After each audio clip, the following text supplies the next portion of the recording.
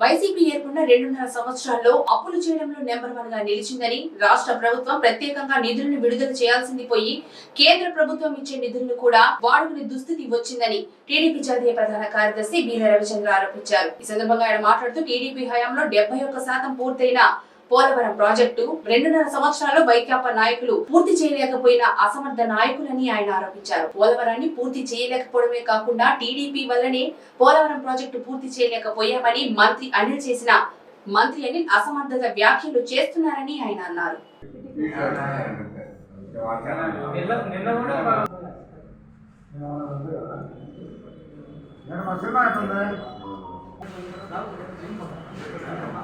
మనోళ్ళు యాత్ర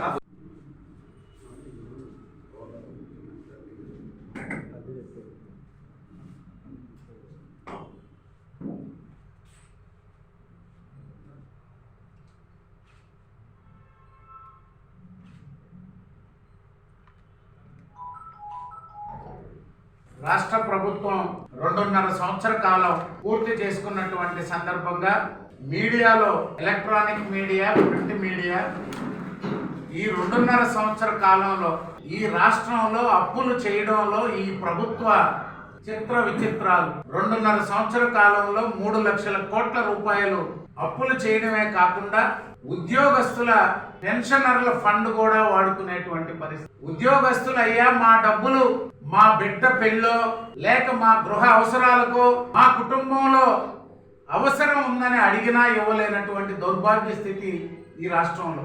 పంచాయతీలకు కేంద్ర ప్రభుత్వం ఇచ్చినటువంటి 14th, 15th ఫైనాన్స్ నిధులు పంచాయతీల్లో లైట్లు వేసుకునే దానికి నిధులు లేవు.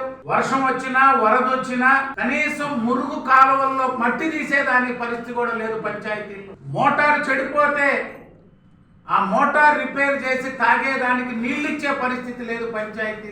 రాష్ట్ర ప్రభుత్వం నిధులు ఇచ్చే పరిస్థితి ఏమో గానీ కేంద్రం ఇచ్చినటువంటి నిధులను కూడా వాడుకున్నటువంటి పరిస్థితి. ఈరోజు విద్య లేదు, వైద్యం లేదు, ఏ డిపార్ట్మెంట్ అయినా అన్ని డిపార్ట్మెంట్లు డబ్బులు దశాబ్దాల తరబడి ఎవరు అధికారంలో ఉన్నా, ఏ పార్టీ అధికారంలో ఉన్నా, ఎవరు ముఖ్యమంత్రులు ఉన్నా ఇండిపెండెంట్ బాడీలో ఉన్నటువంటి యూనివర్సిటీల్లో ఉన్న నిధులు కూడా ఆ గ్రాంట్లు కేంద్ర ప్రభుత్వం యూజీసీ నుంచి వచ్చిన నిధులు కూడా రాష్ట్ర ప్రభుత్వం వాడుకునేటువంటి పరిస్థితి, ఒక భయాందోళన పరిస్థితి రాష్ట్రంలో నెలకొంది.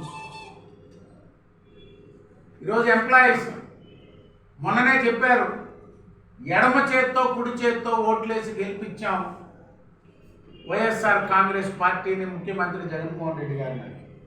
వాస్తవం, రాష్ట్రం విడిపోయాక పక్కనున్నటువంటి తెలంగాణ ఆర్థికంగా సమస్యలు లేనటువంటి రాష్ట్రమైనా, హైదరాబాద్ రాజధానిగా ఏర్పడినటువంటి రాష్ట్రమైనా ఒకే తల్లి బిడ్డలు, ఒకరు తెలంగాణలో ఒకరు ఆంధ్రప్రదేశ్లో, భార్య ఎక్కడ భర్త ఎక్కడ, నిన్నటి వరకు కలిసి ఒక కుటుంబంగా ఉన్నా విడిపోయాక ఆంధ్రాలో ఉండబట్టి కదా మనకి బెనిఫిట్స్ రాలేదనే బాగా ఆవేదన ఉండకూడదని చెప్పి ఈ రాష్ట్ర ప్రభుత్వం 16,000 కోట్లతో లోటుతో ఏర్పడ్డ రాజధాని లేనటువంటి రాష్ట్రమైన ఆనాటి ముఖ్యమంత్రిగా చంద్రబాబు నాయుడు గారు తెలంగాణకి మించి ఎంప్లాయీస్కి బెనిఫిట్స్ ఇచ్చాం ఇక్కడ.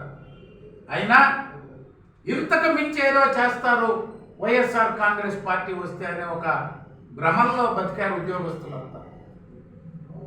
ఈరోజు ఏ వర్గానికి, అది వ్యాపారస్తుల, ఉద్యోగస్తుల, రైతుల, మహిళల, కార్మికుల, యువత, విద్యార్థి, ఏ ఒక్కరూ సంతృప్తిగా సంతోషంగా బతకలేనటువంటి పరిస్థితి. ఈరోజు 2.5 సంవత్సరం తర్వాత సెలవు ఇచ్చారు మన జిల్లా మంత్రి అనిల్ కుమార్ యాదవ్ గారు. పోలవరం డ్యాము తెలుగుదేశం తప్పిదాల వల్ల పూర్తి చేయలేకపోయాం. అసలు ఈ ప్రభుత్వానికి సిగ్గుండాలి ఇంకా తెలుగుదేశం ప్రభుత్వం గురించి మాట్లాడేదాన్ని.